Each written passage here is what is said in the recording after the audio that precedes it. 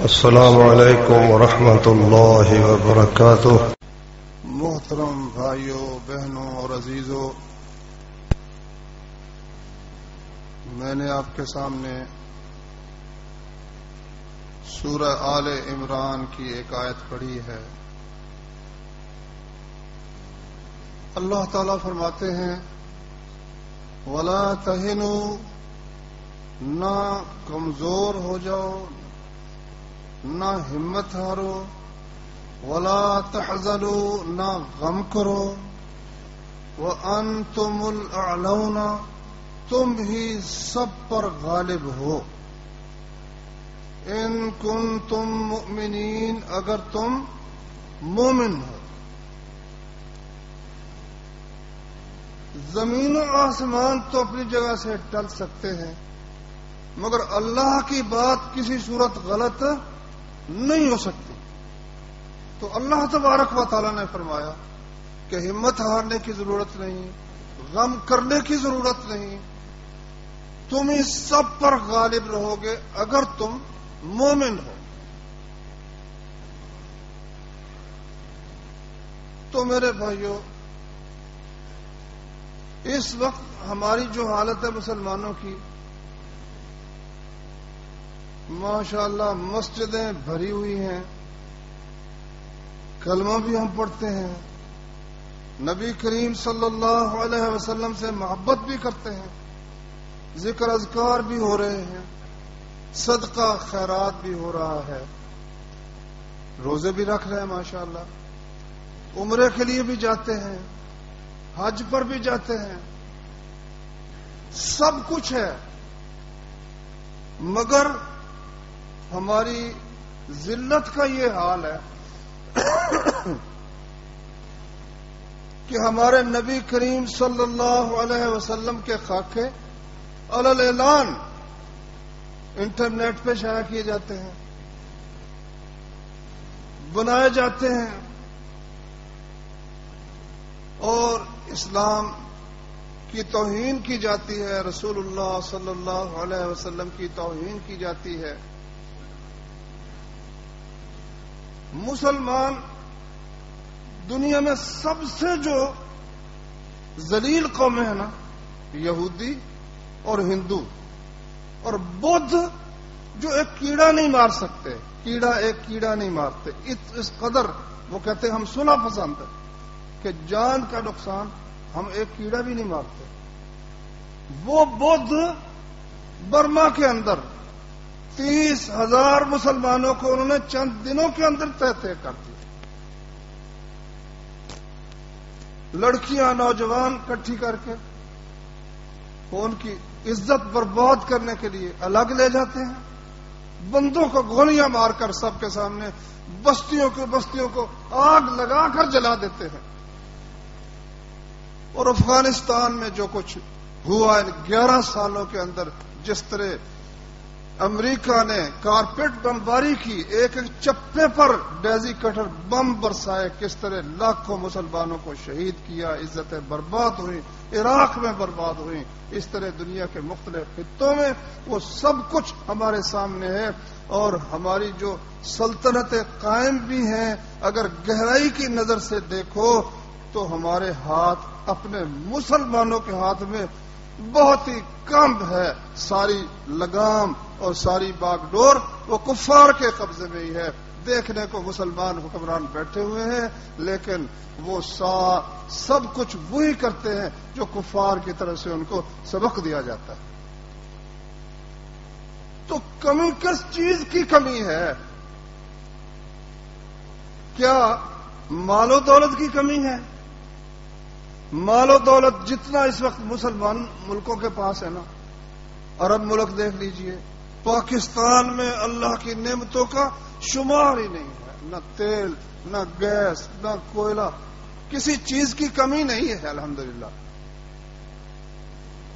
تو پھر کس بات کی کمی ہے جس کمی کی وجہ سے ہم سب، یعنی مسئلے بہت سے ہیں، یہ جی مہنگائی کا مسئلہ ہے، بد امنی کا مسئلہ ہے، بے شمار مسئلے ہیں، لیکن ان کی جڑ کیا ہے؟ میرے بھائیوں، جڑ اس کی سب سے پہلی جڑ تو ہے اللہ کی توحید۔ اللہ کی توحید مسلمانوں نے سمجھی نہیں۔ قبروں سے وہ خوفزدہ ہیں، مردوں سے وہ خوفزدہ ہیں، ان کی گاڑیوں پر جوتے لٹک رہے ہیں، جوتوں سے وہ امید رکھے ہوئے ہیں کہ ان سے ہماری گاڑی وہ ایکسیڈنٹ سے محفوظ رہے گی، نظر سے محفوظ رہے گی۔ اور جو عزت کا راستہ اللہ تبارک و تعالی نے بتایا ہے، وہ راستہ مسلمانوں نے چھوڑ دیا۔ حالانکہ اللہ تبارک و تعالی کی طرف سے جس طرح سے نماز کو اللہ نے فرمایا قرآن کریم کے متعلق، ان الصلاۃ کانت علی المؤمنین کتابا موقوتا، کہ نماز مسلمانوں پر کتابا لکھی ہوئی ہے، فرض کی ہوئی ہے۔ روزے کے متعلق کیا فرمایا؟ یا ایھا الذین آمنوا کتب علیکم الصیام، مسلمانوں تم پر روزہ رکھنا لکھ دیا گیا ہے، فرض کر دیا گیا ہے۔ اسی طرح اللہ تعالیٰ نے اسی سورۃ بقرہ کے اندر فرمایا کتب علیکم القتال، مسلمانوں کافروں کے ساتھ جنگ کرنا تم پر لکھ دیا گیا ہے، تم پر فرض کر دیا گیا ہے۔ فرمایا فلا تہنوا وتدعوا الی السلم، مسلمانوں کمزور مت بننا، صلح کی پیشکش تم نے نہیں کرنی۔ کافر دب کر صلح کی پیشکش کرے تو ٹھیک ہے، صلح کر لو۔ وَإِن جَنَحُوا لِلسَّلْمِ فَاجْنَحْ لَهَا وَتَوَكَّلْ عَلَى اللَّهِ، اگر وہ صلح کی طرف مائل ہوں تم بھی مائل ہو جاؤ، اللہ پر بھروسہ کرو۔ اگر وہ دھوکے کے لیے صلح کریں گے تو پھر انشاءاللہ دیکھی جائے گی، لیکن اگر وہ صلح کی طرف مائل ہوتے ہیں تو تم مائل ہو جاؤ۔ لیکن فرمایا لا تہنوا وتدعوا الی السلم وانتم الاعلون، کمزور مت بنو، صلح کی پیشکشیں مت کرو، وانتم الاعلون، تم ہی غالب ہو، واللہ معکم، اللہ تمہارے ساتھ ہے، کافروں کے ساتھ نہیں ہے کہ وہ کافروں کی مدد کرے گا۔ واللہ معکم، اللہ تو تمہارے ساتھ ہے۔ جس کا اللہ ساتھی بن جائے پھر اس کو کس چیز کی کمی ہے؟ تو میرے بھائیوں، کمی اگر غور کریں تو اسی بات کی ہے کہ مسلمانوں نے اللہ کے اس حکم کو پس پشت پھینک دیا۔ نبی کریم صلی اللہ علیہ وسلم مکے میں نمازیں بھی پڑھتے تھے اور اسی طرح صدقہ بھی کرتے تھے، دعوت کا کام بھی کرتے تھے، سبھی کچھ کرتے تھے، لیکن الاعلون جو ہے نا کہ غالب ہو کر رہے ہیں، زبردست ہو کر رہے ہیں، کافر ماتحت ہو کر رہے ہیں، یہ نہیں تھا۔ کیوں؟ کس چیز کی کمی تھی؟ کیا نمازوں کی کمی تھی؟ دعوت کی کمی تھی؟ رسول اللہ صلی اللہ علیہ وسلم سے بڑھ کر دعوت کا سلیقہ کسی کو ہو سکتا ہی نہیں، اور آپ سے زیادہ خوش اخلاق اس کائنات میں کوئی ہے ہی نہیں جس طرح نبی کریم صلی اللہ علیہ وسلم خوش خلق اور اچھے کلام، خوبصورت کلام والے، اچھے سلوک والے تھے۔ اس کے باوجود مکہ میں اس قدر ان کو دبایا گیا، اس قدر دبایا گیا کہ مکہ کی زمین ان پر تنگ کر دی گئی اور مسلمانوں کو مجبور ہو کر پہلے حبشہ کی طرف ہجرت کرنی پڑی، اس کے بعد پھر انہیں مدینہ کی طرف ہجرت کرنی پڑی۔ کیوں؟ کہ غلبے کے لیے، غالب ہو کر رہنے کے لیے، ظلم کا مقابلہ کرنے کے لیے صرف نمازیں کافی نہیں ہیں، صرف روزے کافی نہیں ہیں، صرف عمرہ اور حج کافی نہیں ہے، صدقہ زکوٰۃ کافی نہیں ہے۔ اس کے لیے تو پھر ہاتھوں میں ہاتھ ڈالنے پڑیں گے اور مقابلہ کرنے پڑے گا، پھر چوٹیں مارنی بھی پڑیں گی، چوٹیں کھانی بھی پڑیں گی، زخم بھی اٹھانے پڑیں گے، شہادتیں بھی برداشت کرنی پڑیں گی۔ ایسے نہیں اللہ نے کہہ دیا کتب علیکم القتال وہو کرہ لکم، تم پر لڑنا فرض کر دیا گیا ہے اور وہ تمہیں ناپسند ہے۔ پسند نہیں، کون پسند کرتا ہے؟ باقاعدہ دکان پر جانا، کمائی کرنا، دفتر میں جانا اور زندگی آرام کے ساتھ گزرتی ہوئی کو چھوڑ کر زخم کھانے کے لیے جانا، شہادتیں پیش کرنے کے لیے جانا، عورتوں کا بیوہ ہو جانا، بچوں کا یتیم ہو جانا، یہ سب کچھ جب نظر آتا ہے تو انسان کو لڑنا پسند نہیں رہتا۔ اور میں کتب علیکم القتال وہو کرہ لکم، تمہیں وہ ناپسند ہے۔ وعسى ان تکرہوا شیئا وهو خیر لکم، عین ممکن ہے کہ تم ایک چیز کو ناپسند کرو حالانکہ وہی تمہارے لیے بہتر ہے. وعسى ان تحبوا شیئا وهو شر لکم، اور ایک چیز کو تم پسند کرتے ہو، آرام کے ساتھ رہنا، راحت کے ساتھ رہنا، دنیا کی دلچسپیوں میں مصروف رہنا، اور حالانکہ وہ تمہارے لیے برا ہے. واللہ یعلم وانتم لا تعلمون، اللہ جانتا ہے تم نہیں جانتے. اگر تم خود مرنے کے لیے اپنے آپ کو پیش کرو گے تمہیں کوئی نہیں مارے گا، تم ہی اللہ کے فضل و کرم سے دشمنوں پر غالب رہو گے. لیکن اگر اپنی جان بچانے کی کوشش کرو گے، جان بھی نہیں بچنی، مال بھی نہیں بچنا، عزت بھی نہیں بچنی، کچھ بھی نہیں بچے گا. بچا کے رکھو گے کچھ نہیں بچے گا، پیش کر دو گے تو سب کچھ اللہ کے فضل و کرم سے بچ جائے گا. تو مسلمانوں کے ذمے جو اللہ نے لگایا ہے، قرآن مجید میں کئی وجوہات بیان ہوئی ہیں جن کی وجہ سے مسلمانوں پر کفار کے ساتھ لڑنا اللہ نے فرض فرمایا. میں ان میں سے چند چیزیں قرآن مجید سے آپ کو بیان کرتا ہوں. سب سے پہلی بات تو یہ ہے کہ مسلمان کا کلمہ پڑھ کر اور نماز پڑھ کر، زکوٰۃ دے کر، ان اعمال پر عمل کر کے مطمئن ہو جانا کہ بس اب میں کامیاب ہو گیا ہوں، یہ اس کی بہت بڑی غلطی ہے. اس کو ساری دنیا میں اسلام غالب کرنے کے لیے بھیجا گیا ہے، صرف اسلام قبول کرنے کے لیے، اسلام پر عمل کرنے کے لیے نہیں. اسلام کو دنیا بھر میں غالب کرنے کے لیے بھیجا گیا. قرآن پڑھ لو، اللہ فرماتے ہیں هو الذی ارسل رسولہ بالہدی ودین الحق لیظہرہ علی الدین کلہ.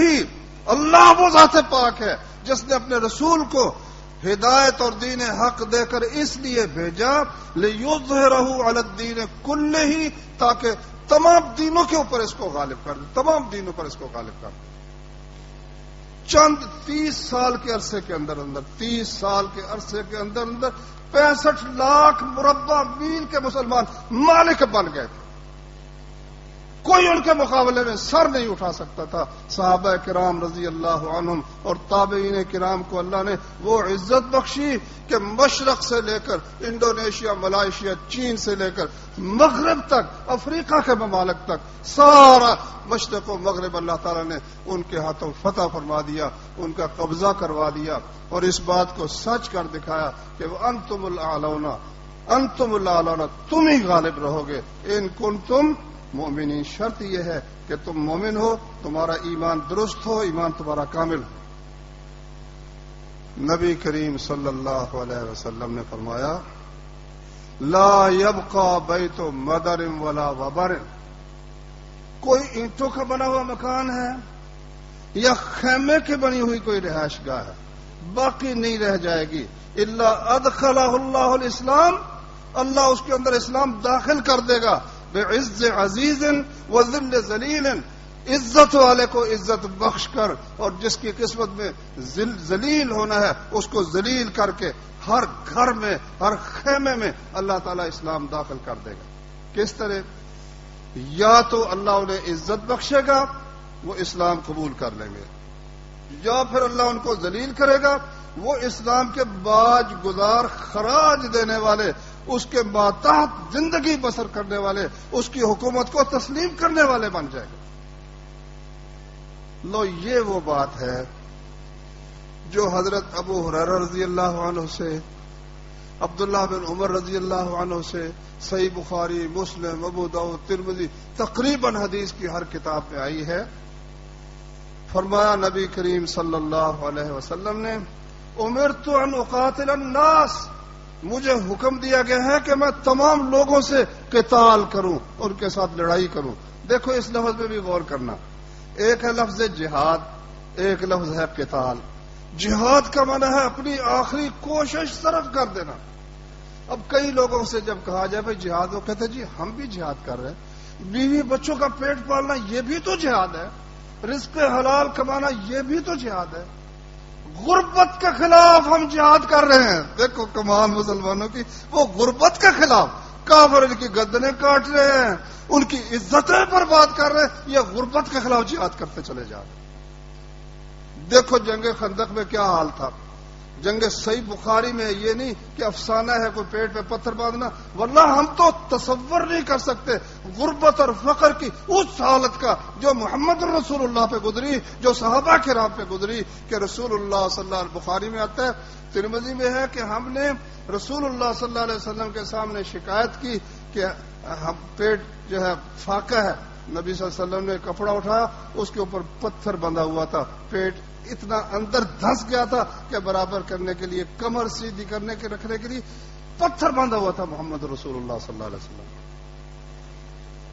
بخاری میں آتا ہے کہ جابر رضی اللہ عنہ نے جب اطلاع ہوئی نا کہ سارا عرب، قریش کے 4000 بندے، نجد کے بنو غطفان کے بھی 4000 کے قریب، اور یہودی کٹھے 10,000 کا لشکر اس عہد کے ساتھ کہ جاتے ہی ہم نے مدینے میں کل اس وقت کہتے ہیں جنگ خندق میں 3000 لوگ بیان کرتے ہیں تعداد تھی مسلمانوں کی، لیکن صحیح بات حافظ ابن حزم نے لکھی ہے کہ 1000 مسلمان لڑنے والے تھے، چھوٹی سی بستی تھی، کچھ ہجرت والے بھی آئے ہوئے تھے، اندر یہودی بھی رہتے تھے، وہ بھی انہوں نے وعدہ توڑ دیا۔ 10,000 آدمی یہ اس عہد کے ساتھ کہ جاتے ہی ہم نے 10 بندے ایک ایک کو پکڑیں گے، قابو کریں گے، اور مردوں کو قتل کر دیں گے، عورتوں بچوں کو اٹھا کے لے آئیں گے۔ لیکن رسول اللہ صلی اللہ علیہ وسلم بھی بے خبر نہیں تھے، اطلاعات کا زبردست انتظام تھا، فوراً اطلاع دینے والوں نے اطلاع پہنچائی کہ اتنا بڑا لشکر آ رہا ہے۔ مشورہ ہوا بھئی کیا کریں، اتنے بڑے لشکر کا مقابلہ کیسے کریں گے۔ نبی صلی اللہ علیہ وسلم جو نئی سے نئی ٹیکنیک ہوتی تھی نا جنگ کی، اس کو بھی استعمال کرتے تھے۔ سلمان فارسی نے کہا ہمارے علاقے میں جب ایسا ہوتا ہے کہ دشمن کی تعداد بہت زیادہ ہو، مقابلہ نہ ہو سکے، ہم شہر کے آگے ایک خندق کھود لیتے ہیں، پھر اس کی حفاظت پر ڈٹ جاتے ہیں اور ان کو اندر نہیں آنے دیتے، دشمن خود ہی محاصرے تنگ آ کر چلا جاتا ہے۔ تو نبی کریم صلی اللہ علیہ وسلم نے حکم دیا 40,000 تقریباً 40,000 کے قریب، تقریباً یعنی 10 آدمیوں کو 40 ہاتھ جگہ دی گئی کہ یہ تم نے کھودنی ہے۔ وہ اتنی چوڑی کہ گھوڑا اس کو پار نہ کر سکے اور اتنی گہری، اور اس وقت پھر بھوک کا یہ حال تھا کہ نبی کریم صلی اللہ علیہ وسلم کو صحابہ نے آ کر کہا کہ یا رسول اللہ، کھودتے کھودتے ایک چٹان آ گئی ہے، یعنی پورا پہاڑی ہوتا ہے، زمین کے نیچے بھی پہاڑی بڑی بڑی چٹانیں ہیں، تو باقی تو ہم کھود رہے ہیں مگر وہ چٹان چھوٹی موٹی ہوتی ہے، ہم اس کو توڑ لیتے، وہ ساری چٹان ہے، تو وہ اب ہماری کدالیں بیکار ہو گئی ہیں، کام نہیں کرتی۔ اللہ کے رسول صلی اللہ علیہ وسلم نے اس پر پانی چھڑکا، پانی چھڑک کر کدال ماری تو وہ جس طرح بھربھرا تودا ہوتا ہے نا، ریتلا، اس طرح وہ ریت کی طرح ہو گئی۔ اس عرصے میں جابر کہتے ہیں میں نے دیکھا نا جب کدال ماری تو محمد رسول اللہ صلی اللہ علیہ وسلم کے پیٹ پر پتھر بنا ہوا تھا۔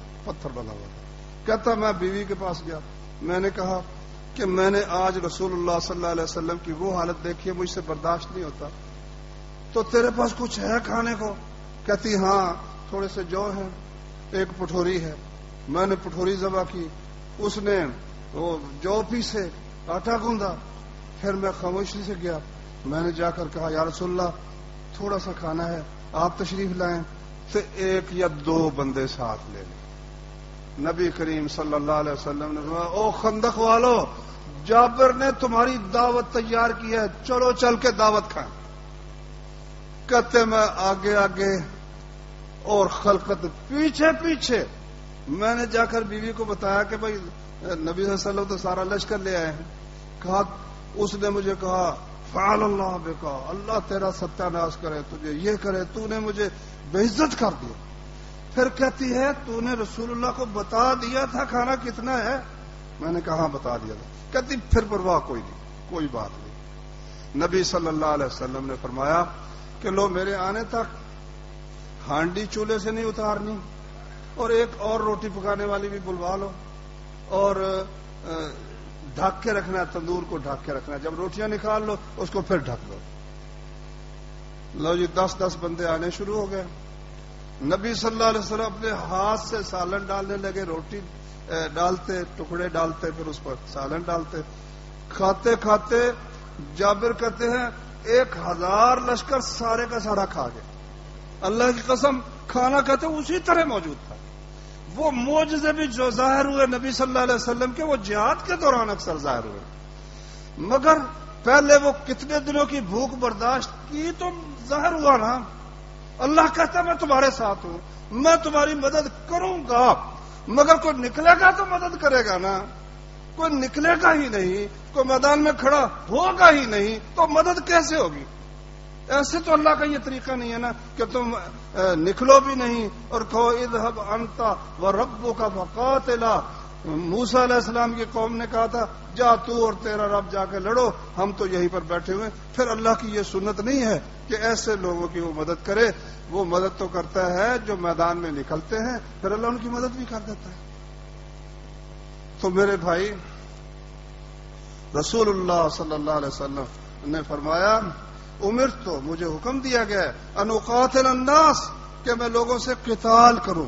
بات میں یہ کر رہا تھا کہ لوگ جہاد کا لفظ ہے نا، اس کے مطلب کئی جی ایک فکری جہاد ہوتا ہے، ایک قلمی جہاد ہوتا ہے، ایک زبانی جہاد ہوتا ہے، ایک فلانا کو کتنی قسمیں بنا کر کہتے ہیں ہم بھی جہاد کر رہے ہیں.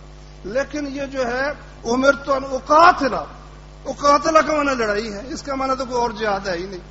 نہ غربت کے خلاف جہاد ہے، نہ ٹی بی کے خلاف جہاد ہے، نہ کینسر کے خلاف جہاد ہے. یہ تو کافروں کے ساتھ مرنے مارنے کا جہاد ہے. اللہ نے قرآن میں فرمایا ان اللہ اشترى من المؤمنین انفسهم واموالهم بان لهم الجنہ. اللہ نے ایمان والوں سے ان کی جانیں اور ان کے مال خرید لیے ہیں، سودا کر لیا ہے. اپنی جان مال میرے سپرد کرو، جنت مجھ سے لو. پروردگارہ کرانا کیا تو نے ہم سے؟ فرمایا یقاتلون فی سبیل اللہ فیقتلون ویقتلون، کہ اللہ کے راستے میں لڑیں گے، پھر کافروں کو قتل کریں گے بھی اور قتل ہوں گے بھی. یہ نہیں کہ قتل کرتے ہی چلے جائیں گے، کریں بھی، قتل کریں گے بھی اور قتل ہونا قبول بھی کریں گے. قتل کریں گے تو کافروں کی گردنوں کے مالک بن جائیں گے، قتل ہوں گے تو جنتوں کے وارث بن جائیں گے. مسلمان کو یہ سودا کسی صورت میں خسارے کا سودا نہیں ہے، نفع ہی کا سودا ہے. فرمایا رسول اللہ صلی اللہ علیہ وسلم نے مجھے حکم دیا گیا ہے ان اقاتل الناس کہ میں تمام لوگوں سے قتال کروں، لڑائی کروں، حتی یشہدوا اللہ الہ الا اللہ، یہاں تک کہ وہ اس بات کی شہادت دے کہ اللہ کے سوا کوئی عبادت کے لائق نہیں اور محمد صلی اللہ علیہ وسلم اللہ کے رسول ہیں، اور نماز قائم کریں اور زکوٰۃ ادا کریں. جب انہوں نے یہ کام کر لیا تو انہوں نے اپنی جانیں اور اپنے مال محفوظ کر لیے مجھ سے، مگر اسلام کے حق کے ساتھ کہ اسلام کا کوئی حق ہو، کسی کو کوئی قتل کر دے قصاص میں مارا جائے گا، شادی شدہ ہو کر بدکاری کرے رجم کیا جائے گا. اگر کوئی ایسا جرم نہ ہو پھر اس کی جان بھی محفوظ، نماز پڑھتا ہے، کلمہ پڑھتا ہے، زکوٰۃ دیتا ہے، اس کی جان محفوظ ہے، اس کی مال محفوظ ہے. وَحِسَابُهُمْ عَلَى اللَّهِ، حساب ان کا اللہ کے ذمہ ہے. کوئی کہے جی یہ کلمہ اوپر سے پڑھتا ہے، یہ جو ہے نا نماز دکھاوے کی پڑھتا ہے. فرمایا میں اس کا ذمہ دار نہیں ہوں، یہ اللہ تعالیٰ کا اس کا کام ہے. ہم تو ظاہر کو دیکھیں گے، جو کلمہ پڑھتا ہے، نماز پڑھتا ہے، زکوٰۃ دیتا ہے، وہ ہماری برادری کے اندر شامل ہو جائے گا. مجھے یہ حکم دیا گیا ہے کہ تمام دنیا کے لوگوں سے لڑوں جب تک کلمہ نہ پڑھے. اچھا پھر اس کا مطلب یہ ہوا کہ اسلام زبردستی لوگوں کو مسلمان بناتا ہے، زبردستی بناتا ہے. بڑا یہ اعتراض کرتے ہیں. اچھا یہ ہندوؤں نے اور انگریزوں نے ایک قصہ بنایا کہ اورنگزیب جو تھا نا، اورنگزیب وہ روزانہ پتہ نہیں کتنے من ہندوؤں کے زنار جو جنجو ہوتے ہیں ان کی علامت ہندوؤں نے کی وہ اترواتا تھا، زبردستی مسلمان بنواتا تھا. یارو اگر زبردستی بنواتا، جب اسپین میں مسلمان ایک باقی نہیں رہا جب زبردستی ہوئی، تو ہندوستان میں ہندو کیسے رہ گئے؟ 1000 برس جب مسلمانوں نے حکومت کی، ہندو باقی کیسے رہ گئے؟ نہیں، یہ نہیں اللہ کا حکم کہ تم نے زبردستی مسلمان بنا. زبردستی مسلمان نہیں بنانا. قرآن مجید میں اللہ نے اس کی وضاحت فرمائی. یہ سورۃ توبہ میں بیان ہے. فرمایا قاتل الذین لا یؤمنون باللہ ولا بالیوم الآخر. مسلمانوں ان لوگوں کے ساتھ قتال کرو جو اللہ اور یوم آخرت پر ایمان نہیں رکھتے. ولا یحرمون ما حرم اللہ ورسولہ. اللہ اور اس کے رسول نے جو کچھ حرام کیا اس کو حرام نہیں سمجھتے. زنا کو حرام نہیں کرتے، خنزیر حرام نہیں کرتے، سود کو نہیں چھوڑتے، اللہ کے ساتھ شرک کو نہیں چھوڑتے. ان کے ساتھ جنگ کرو. کب تک؟ حتی یعطوا الجزیۃ عن ید وہم صاغرون. یا تو مسلمان ہو جائیں یا پھر ہاتھوں سے جزیہ دے کر محتاط ہو کر زندگی بسر کرنا قبول کریں. کافر حاکم ہو، مسلمان محکوم ہو. کافر جو ہے وہ مالک ہو، مسلمان اس کا غلام ہو. اللہ کو یہ بات کسی صورت میں قبول نہیں ہے. اللہ کا حکم یہ ہے کہ مسلمان مالک غالب ہونا چاہیے، کافر اس کا مملوک، اس کا مغلوب، اس کی سلطنت کے محتاط ہونا چاہیے. اس کو اسلام نہیں سمجھ آتا، ٹھیک ہے، وہ کافر رہنا چاہتا رہے، کوئی عیسائی رہنا چاہتا عیسائی رہے، یہودی رہنا چاہتا یہودی رہے، مگر حکم اس کا چلے، غلبہ اس کا ہو، حکمران وہ ہو. اللہ کو یہ بات قبول نہیں. یہ بات بھی تو بھائیوں ہمیں خیال کرنا چاہیے نا. میرا ہم سمجھے کہ نماز پڑھ کر ہم غالب ہو جائیں گے اور روزہ رکھ کر غالب ہو جائیں گے. اس کے لیے تو میدانوں میں نکلنا پڑے گا. اللہ اکبر. پھر اللہ تبارک و تعالی نے یعنی یہ پہلا جو مقصد ہے اللہ کے راستے میں جہاد کرنے کا وہ یہ ہے کہ ساری دنیا کے اندر اسلام کا بول بالا ہو جائے، اس کا کلمہ غالب ہو جائے، اور کافروں کے تمام جتنے مشن ہیں، جتنے ان کے جو مذاہب ہیں، جو ان کے دین ہیں، ان کے قانون ہیں، وہ سب کے سب وہ محتاط ہو جائے، اسلام غالب ہو جائے. جب تک یہ چیز نہیں ہے اس وقت تک مسلمانوں کو کفار کے ساتھ لڑتے رہنا یہ اللہ تعالیٰ نے فرض فرما دیا. اچھا، پھر اللہ تبارک و تعالیٰ نے فرمایا کہ مسلمانوں دنیا کے کسی خطے میں اگر کافر تم پر حملہ کرتے ہیں وَقَاتِلُوا فِي سَبِيلِ اللَّهِ الَّذِينَ يُقَاتِلُونَكُمْ. کافر اللہ کے راستے میں ان لوگوں سے لڑائی کرو جو تم سے لڑتے ہیں. کسی جگہ اگر کافر مسلمانوں پر حملہ کر دیتے ہیں، اب سب سے پہلے وہاں کے لوگوں پر فرض ہے کہ ان کا مقابلہ کریں، ان کے ساتھ لڑائی کریں. اگر وہ نہ کر سکتے ہوں یا نہ کرتے ہوں اپنی نااہلی کی وجہ سے، اپنی بزدلی کی وجہ سے، تو ان کے ساتھ والے مسلمانوں پر فرض ہے کہ حملہ آور کافروں کو وہاں سے مار بھگائیں، ان کو وہاں سے نکالیں. اور دنیا کے اندر پوری زمین کے اوپر اگر کسی جگہ مسلمانوں کا ملک، ان کی زمین کافر کے قبضے میں ایک بالشت بھی ہے تو جب تک وہ زمین مسلمان واپس نہ لے لیں اس وقت تک ان سے لڑتے رہنا اللہ تعالیٰ نے مسلمانوں پر فرض فرمایا. دوسرے پارے میں پڑھ لو، اللہ فرماتے ہیں کہ وَاقْتُلُوهُمْ حَيْثُ ثَقِفْتُمُوهُمْ. یہ کافر جو تم سے جنگ کرتے ہیں جہاں ملے ان کو قتل کرو. وَأَخْرِجُوهُمْ مِنْ حَيْثُ أَخْرَجُوكُمْ. جہاں سے انہوں نے تمہیں نکالا ہے وہاں سے ان کو نکالو. یہ نہیں کہ انہوں نے نکال دیا، وہ اس جگہ پر قابض ہو گئے اور اس کے وہ صحیح مالک بن گئے، قانونی وارث بن گئے، اور جو اصل مالک تھے وہاں سے نکل کر در برد دھکے کھاتے پھرتے ہیں اور ان کا کوئی والی وارث نہیں ہے. اللہ فرماتے ہیں مجھے یہ بات کسی صورت قبول نہیں ہے. اخرجوہم من حیث اخرجوکم. جہاں سے انہوں نے تمہیں نکالا وہاں سے نکالو. ہجرت جب کی رسول اللہ صلی اللہ علیہ وسلم نے، اللہ نے قرآن میں فرمایا اذن للذین یقاتلون بانہم ظلموا. جن سے جنگ کی جاتی ہے مدینہ میں بھی آرام سے نہیں بیٹھنے دیتے، اب مسلمانوں کو بھی اجازت ہے ان سے جنگ کریں. وَإِنَّ اللَّهَ عَلَى نَصْرِهِمْ لَقَدِيرٌ. اللہ ان کی نصرت پر پوری طرح قادر ہے. الذین اخرجوا من دیارہم. جن کو ان کے گھروں سے نکالا گیا بغیر حق، کوئی حق نہیں تھا نکالنے کا، الا ان یقولوا ربنا اللہ، جرم ان کا صرف یہ تھا کہ وہ کہتے تھے ہمارا رب اللہ ہے۔ میرے بھائیو، آج اگر کشمیر کے مسلمان توبہ استغفر اللہ ہندو ہو جائیں، کوئی ضرورت ہے ہندوؤں کو ان پر یلغار کرنے کی، ان کو قتل کرنے کی؟ برما کے مسلمان آج اگر بدھ ہو جائیں، بدھوں کو ان پر کوئی حملہ کرنے کی ضرورت ہے؟ وجہ کیا ہے؟ جتنی بھی بدعملی مسلمانوں کی سمجھ لو، جتنی بھی سمجھ لو، مگر لا الہ الا اللہ کو تو سینے سے لگائے بیٹھے ہیں نا، کلمہ چھوڑنے کے لیے تیار تو نہیں ہے نا۔ یہ بوسنیا اور وہ جو دوسرا ملک تھا کافروں کا، تو وہاں عیسائی مسلمان اکٹھے رہتے تھے، شراب بھی پیتے تھے، زنا بھی عام تھا، نماز کو ان کو پتہ ہی نہیں تھا، کلمہ جو ہے نا صرف کلمہ کا پتہ تھا یا ان کے نام مسلمانوں والا تھا۔ تو جب عیسائیوں نے حملے کیے، وہیں پر عیسائیوں کی آبادی بھی ہے، وہیں پر مسلمانوں کی بھی ہے، عیسائی عورتوں کو کچھ نہیں کہا، مسلمان عورتوں کی آبرو ریزی کی صرف اس لا الہ الا اللہ کے لفظ کی وجہ سے یا اسلامی نام کی وجہ سے، حالانکہ وہ نہ نماز پڑھتے تھے، نہ روزہ رکھتے تھے، نہ حج، نہ اور کیا کہتے ہیں شراب وہ پیتے تھے، سب کچھ جو کافر کرتے تھے وہ کرتے تھے، لیکن صرف یہ تھا کہ ہم مسلمان ہیں۔ ہم مسلمان کا لفظ جو تھا نا، یہ بڑی بات ہے۔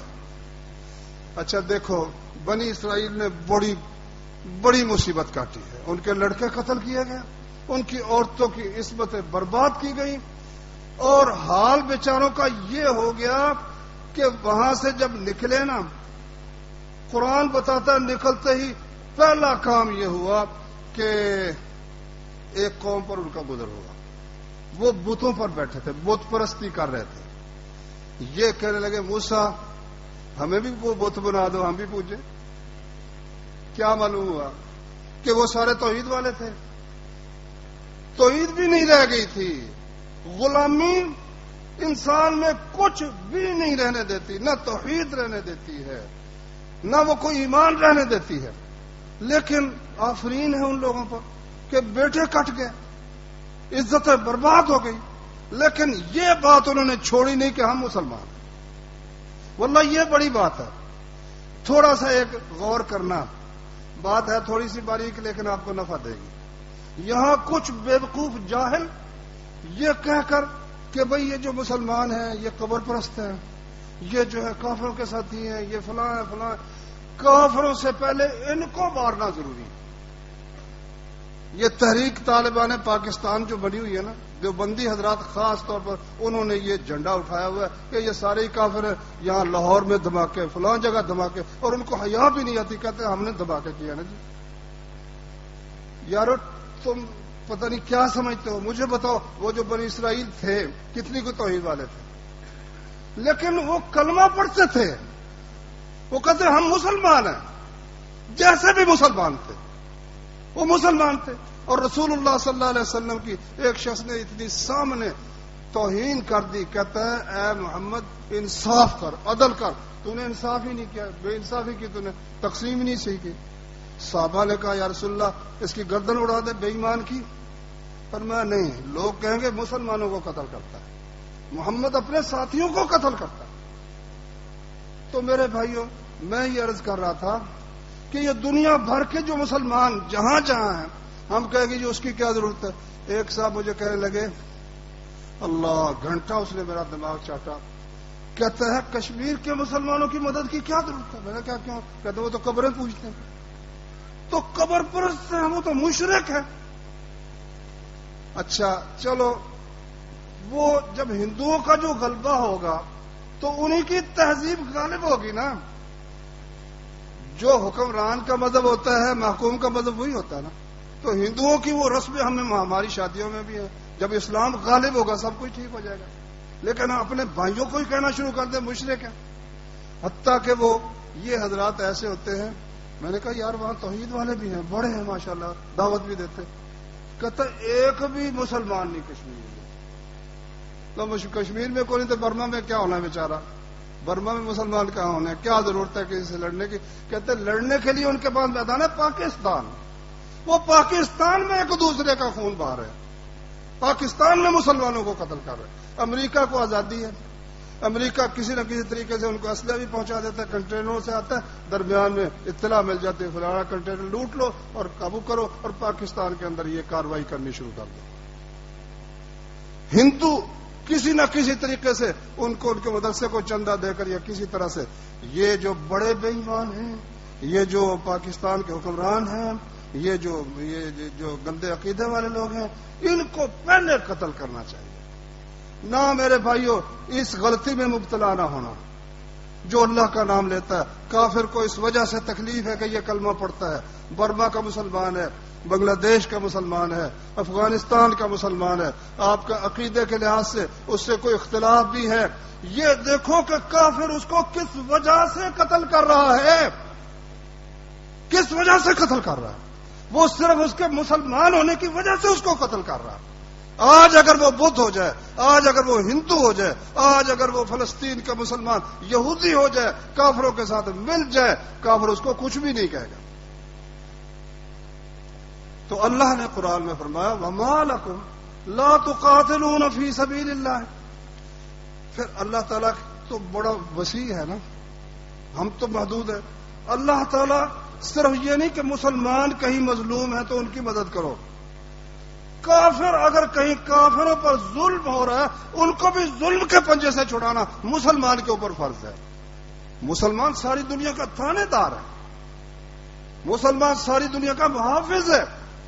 اگر چین کے اندر مسلمانوں پر یا غیر مسلموں پر کسی قسم کی زیادتی ہو رہی ہے، دنیا کی کسی خطے میں کسی قوم پر زیادتی ہو رہی ہے، واللہ اگر مسلمان اپنے آپ کو سمجھتے نا، وہ امریکہ پر بھی حملہ کر دیتے، وہ چین پر بھی حملہ کر دیتے۔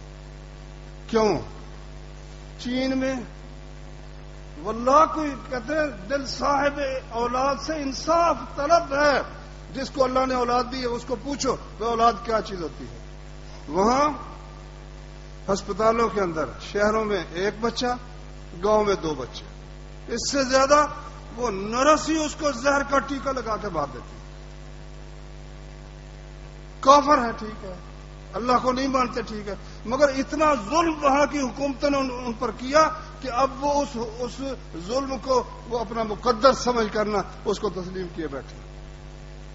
اور امریکہ اور برطانیہ ان کے اندر انسانیت اس قدر مظلوم ہو چکی ہے، نہ کسی کی جان محفوظ ہے، نہ کسی کا مال محفوظ ہے۔ کوئی شخص ملنے کے لیے جائے، یہاں سے اگر کوئی سیاح جاتا ہے اس کو وہاں کے لوگ یہ بتاتے ہیں کہ بھائی گھر سے نکلو تو پیسے لے کے نہ نکلنا، لوٹ لیں گے، کہ خالی ہاتھ میں نہ نکلنا، خالی ہاتھ نکلو گے ڈاکو لوٹنے لگے گا، کچھ نہیں پائے گا تو جھجلا کر گولی نہ مار دے۔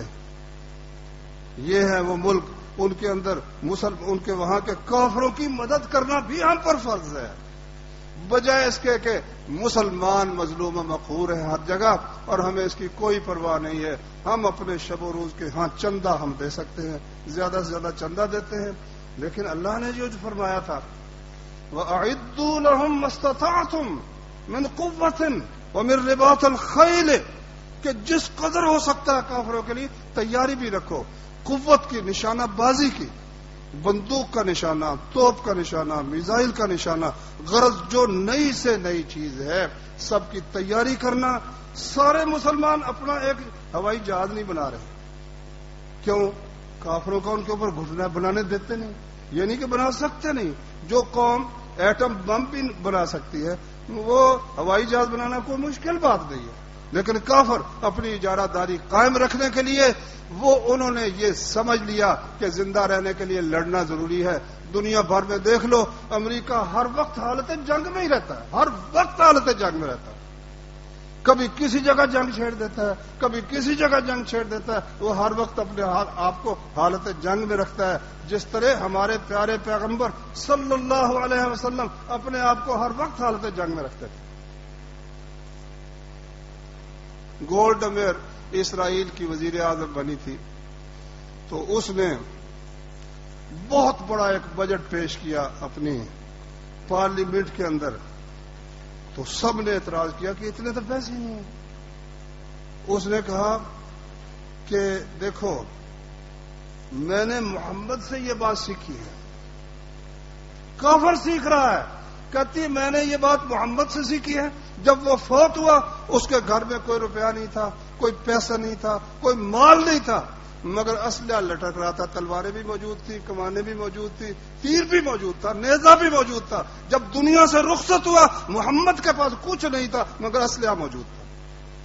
اب دیکھو، اگر تم نے کھا پی کر موت قبول کرنی ہے تو وہ کر لو، یا بھوکے رہ کر زندگی قبول کرنی ہے تو وہ کر لو. پارلیمنٹ نے کہا ہم بھوکے رہ کر نہ زندگی قبول کر لیں گے، زندگی قبول کریں گے. یہ وہی بات ہے نا جو بھٹو صاحب نے کہی تھی کہ ہم گھاس کھا لیں گے، مگر کھاتے نا. اب تو جوتے کھا رہے ہیں، گھاس کیا کھا رہے ہیں، اب تو جوتے کھا رہے ہیں. نہیں، ایٹم بم اس لیے نہیں بنا کہ ہمیں اس کی حفاظت مشکل ہو جائے. واللہ کتنی ذلت کی بات ہے کہ ایٹم بم چھپاتے پھرتے ہیں کہ کافر اس کو نکال کے نہ لے جائے. نہیں، یہ مسلمان کی عزت کی بات نہیں ہے. ہم پر کیا فرض عائد ہوتا ہے؟ انشاءاللہ مسلمان شام میں بھی پہنچتے ہیں، عراق میں بھی پہنچے تھے، کشمیر میں بھی پہنچے، افغانستان میں ساری دنیا کے مسلمان پہنچے تھے. ارکان تو دور ہی کوئی نہیں اللہ کے فضل و کرم سے، لیکن اس کے لیے اپنے آپ کو پیش کرنے کی، ٹریننگ حاصل کرنے کی، جہاد کی تربیت حاصل کرنے کی، دنیا کے عیش و آرام کو چھوڑ کر اللہ کی راہ میں پیش کرنے کی ضرورت ہے، جس کا پہلا قدم جہاد فی سبیل اللہ کی تربیت سے حاصل ہوتا ہے. تقریروں سے نہیں نرا. ہاں، تقریروں سے دعوت ہوتی ہے. اللہ کے رسول دعوت بھی دیتے تھے نا، یا ایھا الذین آمنوا حرض المؤمنین علی القتال، کہ یا ایھا النبی، اے نبی، حرض المؤمنین علی القتال، مسلمانوں کو قتال کی ترغیب دلاؤ، اس کے اوپر ابھارو. یہ ہے کرنے کا وہ کام جس کو جو بھی آتا نا. یہ جو کہتے ہیں نا ہم نے اعلان کیا، ہم نے کوئی کسی کی بات نہیں مانی، ہم نے دھماکہ کر دیا، وہ بھی کہتے ہیں کہ ہندوستان ہمارا موسٹ فیورٹ ہے، بہت اچھا ہمارا ہمسایہ ہے، اس کے ساتھ ہمیں تجارت کرنی چاہیے. ایک سیاستدان بھی یہ کہتا ہے، دوسرا بھی یہ کہتا ہے. وہ ہمارے مسلمانوں کو ظلم و ستم کر رہے ہیں، غلام بنا کے بیٹھے ہوئے ہیں، اور ہمیں ان کے ساتھ تجارت کی پڑی ہوئی ہے، ان کے ساتھ محبت بڑھانے کی فکر میں ہم لگے ہوئے. پانی وہ ہمارا روک رہا ہے، زندگی ہم پر دشوار کرنے کی ہر صورت وہ اختیار کر رہا ہے. چھوٹا سا اگر اس کو زخم پہنچا جان ہی نہیں چھوڑتا. بمبئی میں ایک واقعہ ہوا، کتنے 4-5 سال ہو گئے، چیختا چلاتا ہی چلا جا رہا ہے. مسلمانوں کے کتنے پاکستان میں حادثے ہوئے، کتنے قتل ہو گئے. صرف چند حکومت کے مرے نا، چند، تو جناب وہ بند ہوگی نیٹو کی سپلائی. دوسرے سارے جو مرے وہ سارے کیڑے مکوڑے تھے، وہ انسان نہیں تھے کہ وہ مسلمان نہیں تھے. ایک مسلمان کی جان بھی اللہ کے نزدیک اتنی پیاری ہے کہ اس کے مقابلے میں ساری دنیا کی کچھ حیثیت نہیں. تو ان کی حفاظت کرنا، ان کی خاطر جہاد فی سبیل اللہ میں حصہ لینا، اللہ کی راہ میں نکلنا، یہ بھائیوں ہم پر فرض ہے. اللہ تعالی ہمیں اپنی جان کے ساتھ، اپنے مال کے ساتھ، اپنے ہاتھوں کے ساتھ، اپنی زبان کے ساتھ اللہ کے راستے میں جہاد کرنے کی توفیق عطا فرمائے. سبحانك اللهم وبحمدك أشهد أن لا إله إلا أنت أستغفرك وأتوب إليك.